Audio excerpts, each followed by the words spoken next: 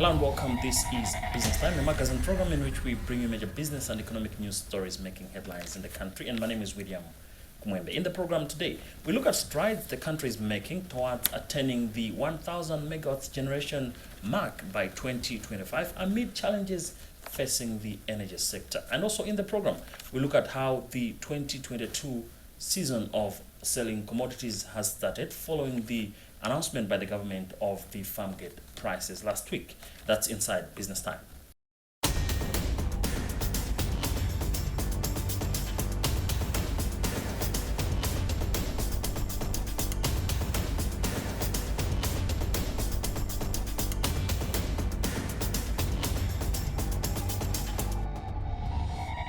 Hello and welcome. In our main story in the program today, last year President Lazarus Chakwera projected that the country could reach a 1,000 energy generation mark by 2025. He was banking on several other projects, including those done by the independent power producers. Now, there's been some incidences that has affected the capacity of the country to generate as much as it can. As we speak, only 200 megawatts is being generated against an installed capacity of 400 megawatts by the energy generation company. Now, the road seemed to be bumpy towards attaining the 1,000 megawatts mark. What is at stake? This is a question our journalist Justin Kweu attempts in this report. The energy sector is facing several challenges following the shutdown of the Kabichira Hydro Power Station, which supplies about 129.6 megawatts to the grid. By the time the ambitious plan to grow energy generation capacity was outlined by President Lazarus Chakwera last year, Malawi faced a 258 megawatts power generation deficit as demand was projected at about 800 megawatts against a total installed generation capacity of about 444.95 megawatts. JCM Solar PV project, Mulosa small hydro power and 26 megawatts by face panel solar PV power plants were projected to add not less than 100 megawatts to the national grid. But currently, Ejenco's generation capacity is at 200 megawatts, while IPPs are feeding about 75 megawatts to the power grid, which means the country's generation is below 300 megawatts. It would take putting up an extra 795 megawatts to hit the 1,000 megawatts mark. The much-touted 350 megawatts Mpatamanga hydro power plant might not be completed by 2025 as construction is yet to start and its estimated construction period is 4 years. Apart from Ejenco, the current contribution of IPPs to the national grid hovers at 153 megawatts.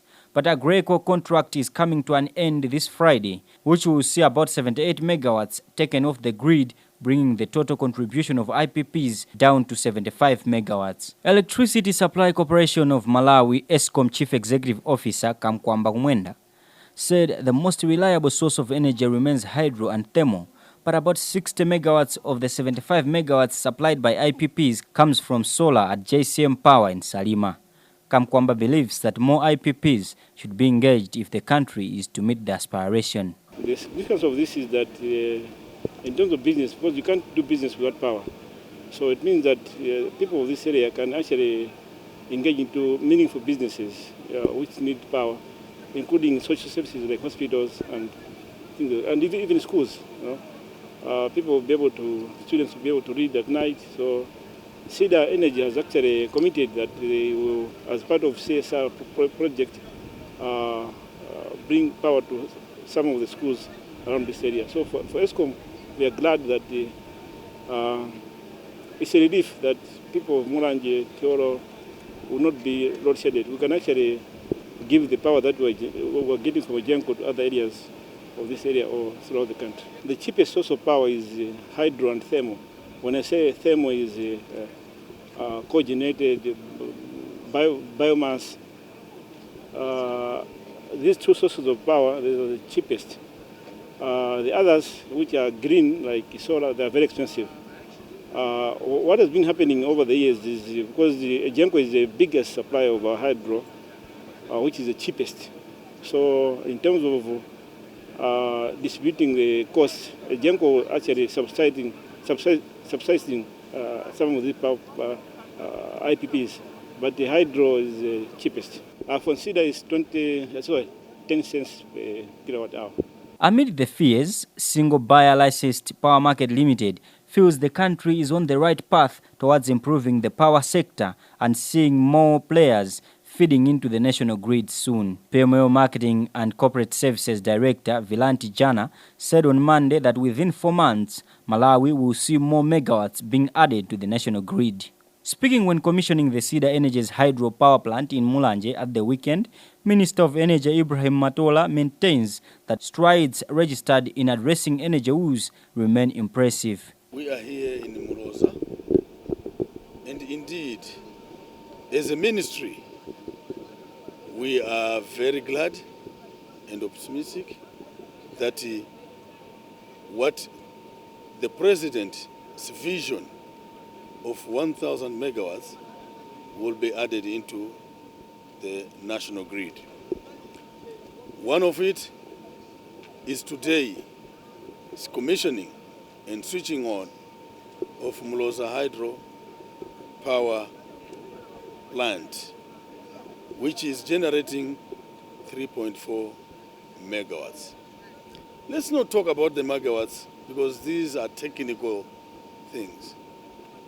But as alluded to in my speech, that over 2,800 families or households or beneficiaries will be connected from this power plant. This technology, which has been brought by Cedar Energy, indeed it's a modern technology. You don't need a force or folds, but there's just a normal flow and an intake which can generate that amount of power. But also when you look at the housing,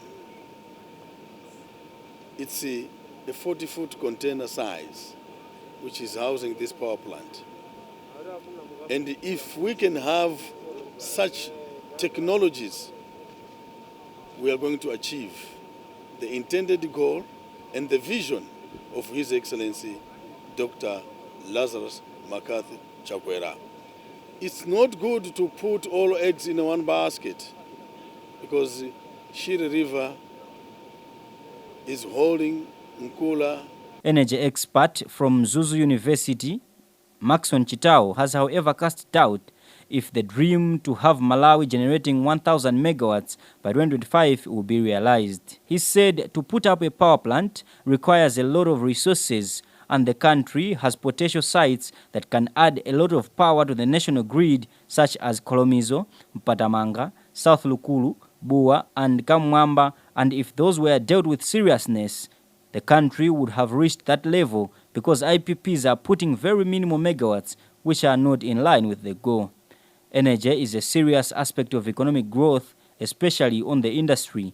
Therefore, the dream needs to be expedited for the benefit of the economy. Currently, the country needs installed capacity of more than 500 megawatts to reach the dream of having 1,000 megawatts by 2025. From energy sector now to agribusiness. Last week, the government announced the farm gate prices for various commodities produced in the country. This comes as farmers in some parts of the country, especially the southern region, have started harvesting. Our journalist Chimwemwe Mangazi looks at the prospects of the 2022 season. As the harvesting period begins in the southern region, vendors are faced with a task to clear the old stock for a new one. The trend has already pushed prices of the commodity down in districts that harvesting has commenced. For example, in Mangochi, a 50-kilogram bag is now fetching at 7,500 kwacha from 11,000 kwacha last month. But in Blantyre, the commodity price is yet to change, as vendors are selling at the same 11,000 kwacha per 50-kilogram bag the commodity was fetching last month. The vendors further indicate that it will not make business sense if they are to buy the commodity at the set minimum farm gate price of 220 kwacha per kilogram from farmers. Apano batu bigira 5 liters tugulisa pa 1,200 pamene thumba lonse la 50 kgs tugulisa pa 11,000. mitengo sinasinthe. We are selling a 5-liter bucket at 1,200 kwacha and a 50-kilogram bag at 11,000 kwacha. These are the old prices. We have not changed. We have not changed because we are selling stock from last year. But the farm gate prices that the government has issued means the price will rise and not fall.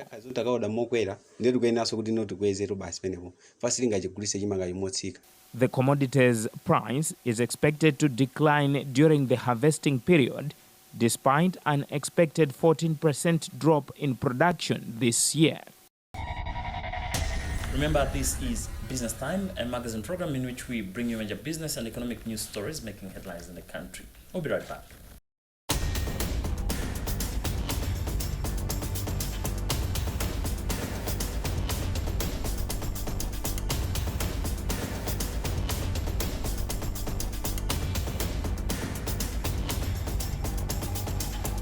Welcome back. This is Business Time, a magazine program where we bring you major business and economic news stories making headlines in the country. Moving on with the program. Insurance penetration in the country remains relatively low, seen at about 3%. There's been concerns that the country needs to do a little more if it is to grow the sector's contribution to the economy as well as the penetration rate. Players in the industry are developing various strategies and measures towards growing the penetration levels. One of such is Nico Life. Recently, it awarded some of the players it works with towards motivating them to ensure that they reach out to as many as clients as possible. We have the whole story in this report. Jabola attributed the successful growth over the years to the staff's commitment through hard work. Nico Life has different classes of policies that we sell. Amongst them is what we call individual life policies. These are the policies that I'm sure many of you meet our agents all over the country selling several products of ours. On an annual basis, we look at the performance of these agents and we gather to reward those that have performed very well. So the event this morning was to award these agents that have performed well in several categories. For example, we have an agent that has gone with an award because he or she sold the highest number of policies. There is also a category for an agent that has sold the highest premiums. There is also an award for an agent that is a new agent but has shown potential in the year. So those are the categories that we award on an annual basis to motivate these agents of ours, because individual life business is an important part of Nico Life. Insurance policies are meant to prepare those that buy the policies for the future.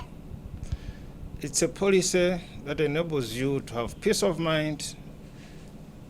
You know that in 10 years' time, in 20 years' time, my policy will mature and I will receive so much. The important thing is that you must commit to paying your premiums on a monthly basis for a long time, to the extent that you must not have gaps in the payment of your premiums. If you have that discipline, these policies reward you in full. There are some policies that are savings policies. You just save. They are different from a savings account in a bank. In a bank, you can walk in and withdraw anytime. Once you commit with a life insurance savings product, you commit for a long time. You cannot go and withdraw. Yes, you can cancel, but if you cancel, you get a penalty. There are other policies that you can buy. They prepare you to be able to pay, for example, school fees for your children when they reach a certain age. There are policies that you can also buy to enable you to celebrate an event in the future. So all these policies are available. Customers have a choice, but the most important point for everybody to know is that life insurance products demand a commitment. The growth, if you look at our figures on a year-to-year basis, growth in our sales is coming up. In the year 2021, our growth was in excess of 20% in terms of premiums. Also, in terms of number of policies, we exceeded 30%. So there is growth, but even with that growth, there are always people that come for one reason or another to say, I'm surrendering my policy, I have a situation to look at, please cancel my policy, give me howsoever you are going to give me. So we do have what we call surrenders. They are part of the business, they happen, we must manage them. Our role is to encourage people to see these policies to the maturity dates. And Lilongwe-based agent Ison Wandira said insurance enables mitigation of losses, financial stability, and commerce activities that result into sustainable economic growth and development. I'm so happy, to measure a winner. If you look at life insurance, it's not easy because it's just a plan. It's not something maybe one can see. So for you to have a lot of business, I see. I have 100 words to say I'm happy. Now, first thing, what we need to understand is this.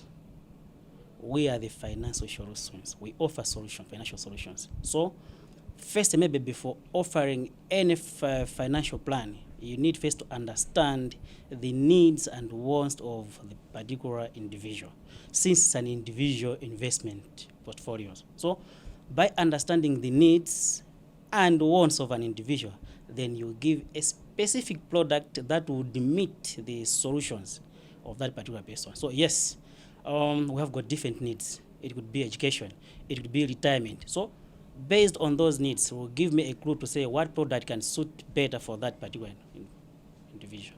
Firstly, I'm also an investor. I cannot just be offering solutions to others and remain poor, because the whole idea is that it's come one day, we should be all financially strong. So I first look at myself. Am I achieving those financial goals? Then I just extend to my clients. Nico Group has a rich history spanning over 50 years of contributing to national development. Now in other business news, one of the country's SACCOs, PCL SACCO, has posted about 14.8 million profit for the year ending December 31st, 2021. This is according to Jola Mwenye, who is the president of the SACCO. He was speaking when the SACCO hosted its annual general meeting in Blantyre on Monday. He explains in this interview. We've got the AGM whereby we'll gather all the members together so that we should discuss about the performance of our SACCO, the way it happened last year. The performance has been very good if we compare to the previous year, because this year we have made 14.8 million as the profit, yet the previous year we made 6.2 million. So you can see the difference is about 137%, which is a very good performance so far, due to these other factors in terms of the COVID and the like. We had some challenges in terms of liquidity. This was due to non-remittance of the funds from the mother companies. When the funds have been deducted from our members, they are not remitted to the SACCO. As such, we've got the liquidity issues. So that again affects our SACCO, because instead of members getting the loans at the right time, they cannot get it. So those are the challenges we had so far. But however, we are working on it. We've got future plans because we want to grow. Our membership base is about 1,000, so we want to go up to 1,500. And if we do that, it means definitely more money will be coming in the SACCO, and the profits will also increase. And the other plans is that we are opening the branch down in Lower Shire at Preskin. It is a mother company as well. We are opening a branch there so that we should be able to go beyond Lower Shire. More members should join us from that side as well. And even the asset base, we want to increase it by 30%. With that story, we've also come to the end of today's edition of the program Business Time, a magazine program in which we bring you major business and economic news stories making headlines in the country. On behalf of the entire production team, my name is William Kumwembe.